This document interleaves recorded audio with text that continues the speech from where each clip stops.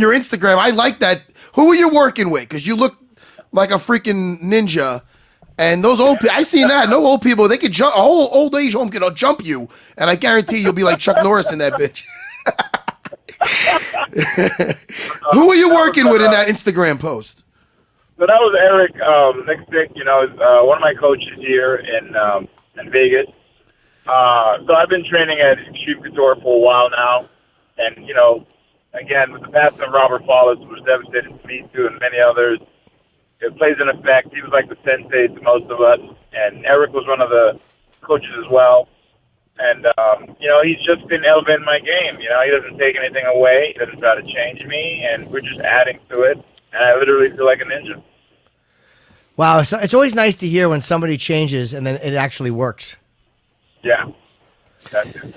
Now, with Vitor Belfort, styles make fights. Now, when I heard of this fight, I'm like, that is gonna be talk about ninjas. That's gonna be a stand-up battle. But then I got to thinking, and now Vitor's been around a while, and he likes to stand up with pretty much everybody.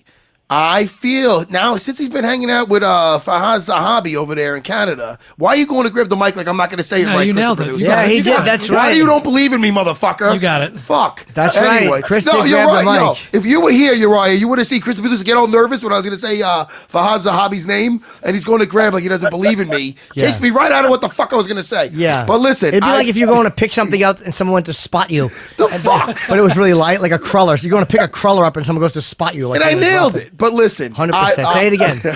Don't fucking ruin Fahaz Zahabi. Now you're making me fuck up now. But anyway. You're doing good. I expect Vitor to make like he's going to stand, and as soon as he can, look to fucking take Uriah to the ground, because that's what they're looking to do. I guarantee. Now listen, what do I know? But I'm sure you're like, hey, dude, it's MMA, motherfucker, of course. But what's your gut going into this? With that, coming into the MMA game, I was undefeated kickboxing. I retired from that at a young age because, as a martial artist, I love a challenge. That's what you're supposed to do. You're supposed to mix it up. I'm kind of looking forward to see if he can take me down. And if he does, that's great. I'm looking for him to put it together. I'm definitely going to put it together. I'm starting to learn how to put it together. But I did notice that once he went out of his way to go to that gym, I suspect it's not going to be an easy camp. They're looking for more strategic things. But I'm learning how to come into that element. It was a little rough of a camp. I mean, some stuff happened, and people don't ever see the fight behind the scenes. They see the fight in the camp. And you know what, man? I got over that hump, and I just feel really good. I feel very positive. There's nothing bad I can say to this guy. It's a great opportunity to go up against a legend. That's how I look at it. It's not about collecting a name on a resume for me. It's about just saying, wow, I grew up watching you, and now I'm actually at that level. So in a way, it's like you made it. I mean, I'm excited. Whatever he brings to the table, I'm sure 100% I'm confidently ready.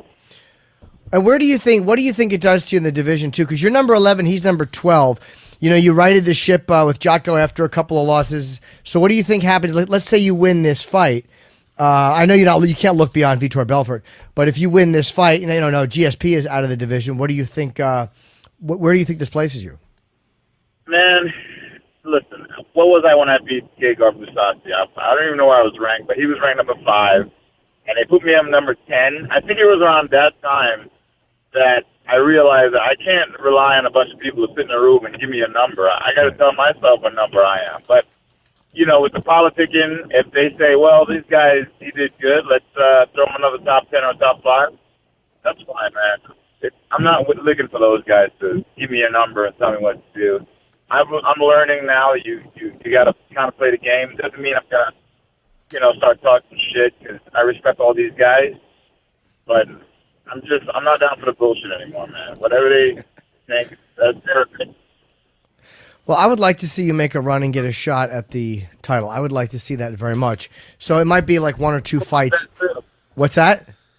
I would love that too. If anything, I would love to go up against Luke. He's one of those guys I just really want to just punch in the face. But you gotta climb the ring. Luke Rockhold, we're talking about. Yeah. Not that there's another Luke in the Who's division. Luke? Yes. Who's Luke fighting? He has a fight coming up, doesn't he? Against Whitaker. Right, okay. And when are they I fighting? think Whitaker's going to beat him. I know Whitaker's going to beat him. Whitaker is just scrappy, and he's different. Luke's just got that length. He's got, a good left kick. I don't know how he gets away with it, and I think that's it. I don't really see too much. He's just got his length. And to beat someone that's long, you just got to take it away. I can see Robert beating him. You can. That's But yeah. that's interesting. Yeah, Well, I can see Robert Whitaker beating a lot of people. I mean, he's tremendous. Yeah, listen, I don't take anything from Robert. He beat me too. I don't feel I was at my best when he beat me. So, but again, respect to the guy for doing that. What do you think about the recently announced Yoel Romero versus David Branch fight? Man, what a great matchup. I mean, I haven't seen too much of David Branch. I know that, he likes to take you to deep waters a little bit. I don't see him standing and banging. But Yoel, athleticism, man, I think it's going to play a part. The guy is just unpredictable. He's like an old man with a young body. You're like, how is this possible?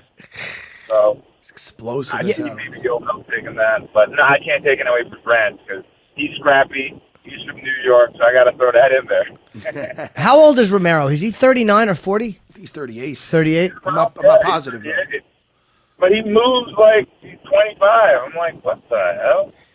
Oh. Chris, the producer's looking for it. And what time are you getting into Vegas? I believe I get in like 2 hours. It's like a 4-hour drive. Yeah, he's 40. Wow. He's 40, huh? Yeah. Wow. Uriah, are you still, listen, this is going to be a funny thing to say to another man. Do you still playing video games or no? Do you play? Hell yeah. Are you kidding me? Yes! I get goofed on here. Let me ask you something. Yeah, ask him. Could you be totally honest with me, though, as a friend? Yeah, sure. All right. Now, listen, I had to change my new name on my Vive, my profile for my video game, because it was my wife's thing. Jimmy, stop, Jimmy. sorry. He's going to know you don't like it already. I do like it. So I had to think of a name. So I let the fans think of it, right? So now listen, people know my love of Kimuras. You know, I don't know if you know that, but I love Kimuras. Now, this is the name. Now, you be honest. First, your gut is what you think of it. Okay. Kimura Savage. Kimura Savage. Tell me what that name pops up in the lobby. You're about to go on a Call of Duty mission, Onward and Vive, but you're about to. The name pops up. Wow, that's a. What do you think? You know, I like it. I think whatever you're trying to throw out there, but a lot of guys are going to understand the Savage part, especially if they don't know MMA or the jiu-jitsu background. They're going to be like, Kimura.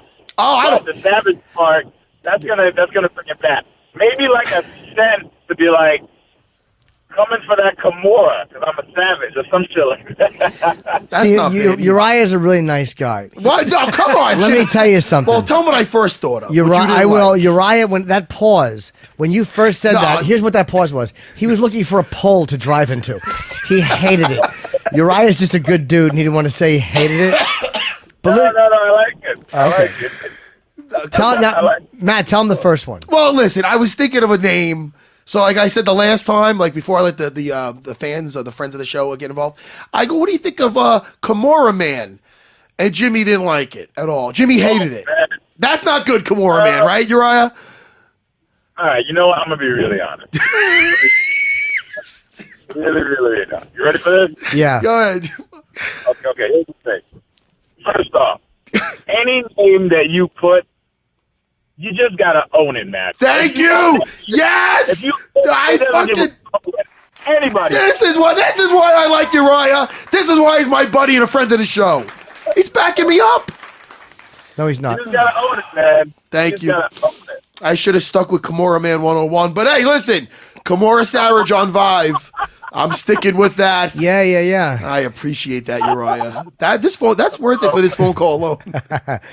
Uriah's a nice guy. You're a nice guy. You got to get that Vive, man. We could be hanging out in the Oasis. Yeah. I call it the Oasis. There's a new movie coming out called Ready Player One, and it's about the virtual reality game. They call it the Oasis. They go into the Oasis. I'm losing. Oh, yeah, I'm excited for that. Yes! I'm right with you, buddy. Yeah. He's a movie guy. I want to see that. Yeah, I want to Yeah. see that movie. It does look good. I think it was a book too. Ready Player One. Jimmy, you ever hear about that book? I have not, no. No. But, Kimura Dude and I are really happy that you called in. Listen, a lot of people are into that now. Hey, Uriah, can I ask you, man? Have you been training at the Performance Center for this camp? Yes. I've been there every day. I just added to it. I train extreme. We work on our stand-up a lot. Of course, we implement our ground game. I'm still working my ground game because, you got to put it together. It's MMA, and a lot of people don't know. I'm getting better, man. I'm so confident with that. I hope he takes me there so I can just be like, hey, bro, that was a bad idea. Well, what's got to be discouraging is that you look at fights like your first Musasi fight and your last – who's the last fight? Christoph, right? Yeah, Your Christoph. last fight. Yeah, I Jocko. mean, you look at what you weathered down there and what you had to overcome to just come back and put people to sleep. That's got to be discouraging for Mr. Zahabi's got to be fucking, taking that into consideration. Yeah. Hold on, I'm getting fuel here, and I don't even know how to use this stuff. Yeah, man. You know what? I learned from my little brother Malik. He's like, listen, man. No one needs to see that you're getting your craft better. Work on your craft alone. Practice that stuff when no one's watching, and just surprise them. So I'm just looking to surprise them. And Jimmy's confirming that is your blood brother, Malik. Now, Malik, we went over this before. That it's not really your little brother sometimes. But He's my brother from another mother. Yes, but he's my brother. That's what I call Jimmy. Yeah. Yeah, we Yes. do. Matt calls me his kid sister. But he has credentials, though. He has a lot of credentials. Oh, fuck. All right, buddy. Well, listen, good luck, man. If we don't talk to you before then, we probably won't.